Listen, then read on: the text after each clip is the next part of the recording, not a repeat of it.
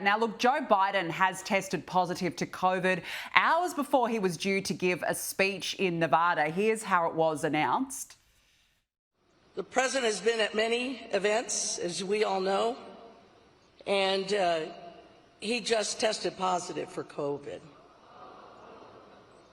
So, of course, we understand that he needs to take the precautions. And here he was only last month saying a medical condition would be the only reason he would withdraw from the race. Is there anything that you would look to, you personally, not anybody else, not other pundits, not even perhaps family members, that you would look to say, if I see that, I will reevaluate? If there had some medical condition that emerged, if the doctors came to me and said, you got this problem, that problem. Douglas, there you go. He said it would take a medical condition. Well, now he's got COVID. How much has this set him back? He's meant to be out there trying to prove he's not mentally incompetent, and now he's fallen ill. Well, I'm not a doctor, but I can tell Joe Biden, you have got this problem and that problem. You have. Getting a COVID test, I mean, who does that anymore? Who tests positive for COVID? Anyway, it's not a good look. Jen Psaki, his former White House press spokesperson, who's now, of course, on one of the left-wing networks in America as a presenter, totally impartial presenter, of course, by the way, just said that that Biden getting this COVID, diagnosis and recovering from it, coming back from it, could be as important as Trump surviving the assassination attempt last Saturday and pumping his fist in the air to his supporters.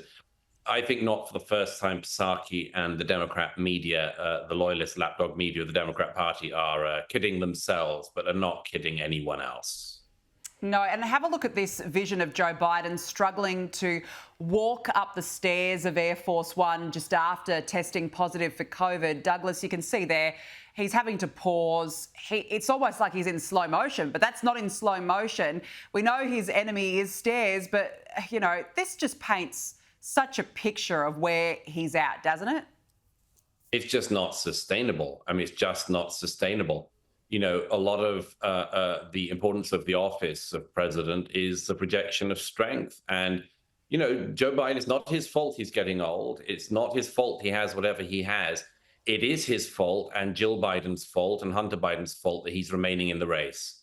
And it is their fault. And I think it is a deep, deep dishonor to the American public. The public are not stupid in America, just like anywhere else, just like Australia, Britain. The public are not stupid. They can see this with their own eyes. And it's high time that Biden stepped aside, as I understand Chuck Schumer and others have started to say in private. Some have started to say it in public. It's time that it happens.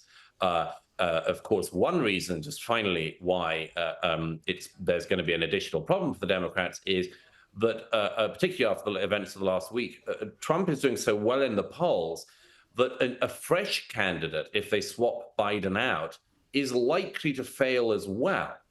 And therefore, they are unlikely to want that job. Well, that's a problem for the Democrats. But again, it's a problem of their own making. Absolutely. They've left it this long and not long to go till November. Now, before we let you go, Democratic California Governor Gavin Newsom has signed a first-in-the-nation law that bans school districts from requiring staff to disclose a student's gender identity or sexual orientation to any other person without that child's permission. Douglas, how dangerous is this? Well, Gavin Newsom is one of the people who may like to run for the presidency at some point in this cycle or a future one. Certainly thinks he's got the ability in him. Gavin Newsom is a great example of how far you can come if you just sort of present nicely on television. He's a menace. He was a menace as mayor of California. He's a menace as as mayor of San Francisco. He's a menace as governor of California, and this is just an example of it. The idea that children can be indoctrinated into the gender woo-woo cult and that their parents and others shouldn't know is an appalling breach of trust. The children belong, first and foremost, to their families. and they don't belong to Gavin Newsom. They don't belong to whatever bizarre woo-woo gender cult Gavin's backed this year. No. And I hope that voters in California, for once, actually react sensibly to the insane policies that Newsom wants to impose on their children. Absolutely. And once again, parents are left in the dark. Douglas Murray, great to speak with you. Thank you so much for joining us. Great pleasure. Thank you.